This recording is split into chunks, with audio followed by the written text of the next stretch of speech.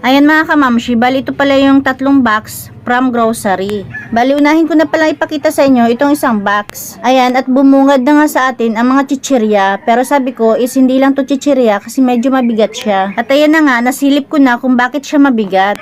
Meron pala siya mga asukal at biskwit. At may kape rin.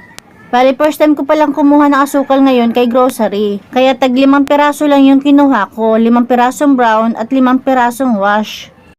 Meron din ako nakuhang 5 Nescafe. Ang bentahan ko na pala niyan is 25.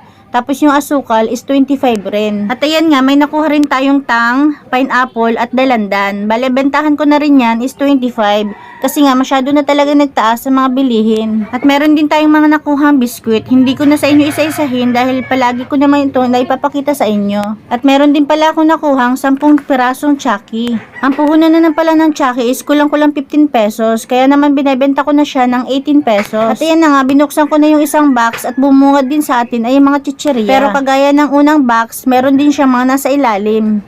Ito naman, mga dilata at candy ang nasa ilalim nito. At hindi ko na nga rin isa-isahin ipakita sa inyo ang mga dilata dahil kunting piraso lang din naman ito. Kaya naman tuloy na tayo sa pangatlong box. Ayan, at bumungad uli sa atin ng mga chichirya uli. At meron din mangilan-ngilan na mga biskwit. Ayan, at nilabas ko na nga lang siya paunti-unti.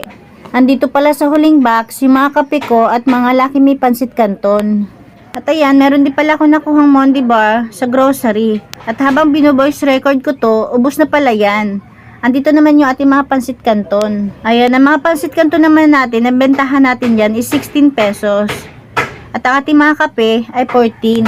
At mapapansin nyo, kumuha lang ako ng ilang pirasong MP-litro kasi meron pa naman ako nito. At ayan mga kamamshi, hanggang dito na lang ulit tayo dahil marami pa kaming di-display. Hanggang sa susunod, thank you for watching.